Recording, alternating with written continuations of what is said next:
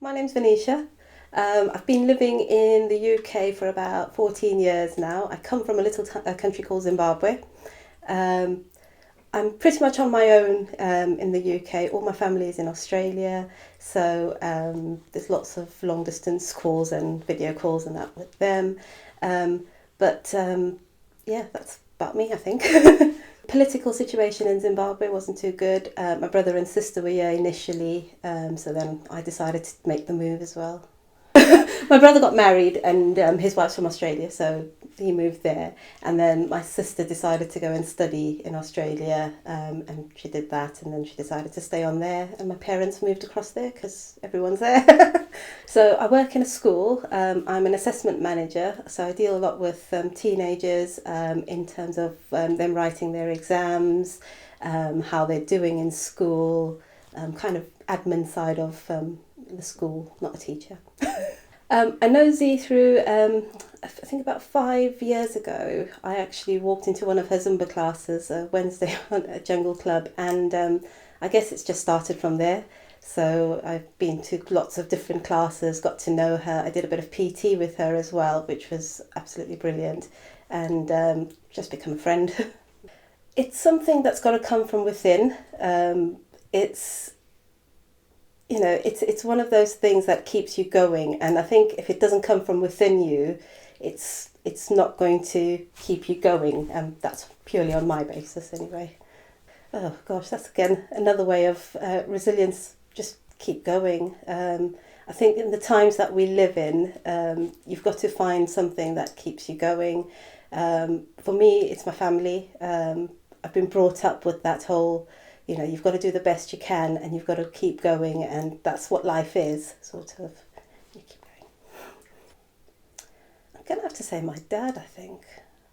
I think he's been through a lot, and a lot of the stories that he's told us from when he grew up and what he's been through, it's absolutely amazing. And, he's one person that I do look up to because of how strong he is and what he's got through. So yeah, my dad. Lots of his childhood from when he grew up, because he was in a big family, stayed in an extended family, and they weren't a well-off family, so they were quite poor. And it's just the whole having to cycle to school. He's got 7 brothers. So he would have to sit on the back of one of his brother's bikes, and they used to go to school like that. Or my granddad used to have a big bike, and there'd be 2 of them on them, and go, and that would be for like kilometres, I don't know, miles, but quite a fair way away. And it's just from what he was, and for what he accomplished, I think he's just done really good in that way. So yeah. Yes, I do. I do think I'm really resilient. There's a lot to be accomplished in terms of, like, when I moved here 14 years ago, I had my family around me, and for the last probably 10 years now, no, not 10 years, about 7 years, I'd say 7 years, I've been on my own, and that's, it teaches you things, and you've got to be your own person, you've got to understand you've got to get through things, so you've got to, there's nobody else to say to me, oh, you need to get up today and do this. I've got to make sure I do it myself. So I think in that way I've broken lots of barriers, still working on lots of things, but I think I'm going through it in that way. To some extent, yes. I think a lot of it is from my childhood. My mum's always taught me that you've got to do the best you can. You've got to get up in the morning and sort of go to school. There's no excuses. I've been quite a big girl since I was small. So there were times when you get up in the morning and you think, oh, I don't want to go to school because of whatever, or you don't get chosen for certain things. But my mum always fought for me in that way. I went through a really bad breakup a few years ago, and during that time I needed to have my strength and resilience. It was a case of, if I keep going like this, I'm going to do myself more harm. So I had to completely cut off from that person and kind of move on. But it was pretty much this is it. And, you're going to start your new life. So it's actually been 5 years this week that I've had that split. So it's quite, it's quite an achievement in that way. I mean, I'm sure there is. And I mean, even if I look back, although I feel as though I was strong when I broke off that relationship, there were times when I think I could have probably done it sooner. So maybe in that sense, yeah. But I can't think of anything. No.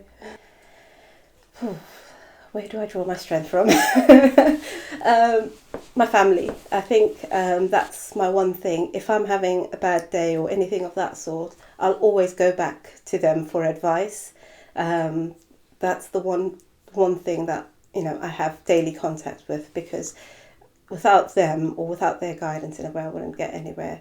But I think also it comes from within, and that's because of my upbringing. I think from when I was young, like I said, my mum and my dad have always said to me, like, you've got to do the best you can. It doesn't matter what other people say. You've got to get out there and you've got to do it. And, I think that slowly sort of, all those words have just kind of given me that strength to carry on in that way. Yes. And strangely enough, not from my immediate family, from my cousin. She gave me a talking to once, and she said, and this is what reminded me, she said to me, she goes that we've not been brought up weak, we've been brought up strong, independent, in some Asian families, girls are not allowed to work or have an education, and we've been given that opportunity. And she said to me, she says that you've not been brought up weak, you've been brought up strong, draw on that strength. And I think that reminded me of what I needed to do. And till today, I actually do remember that. So, yeah. I think within, nowadays, definitely within the community, I feel as though a lot of people are more open about their struggles and they talk about it. And I think, like, for me, that will give me strength to say, okay, so-and-so has gone through that, I could go through that as well in that way. So in that sense, nowadays, I think within the community, people are more open to talk about their strengths, their difficulties, what gave them strength, and that helps in that sense. Definitely. Definitely think that health is connected to it all.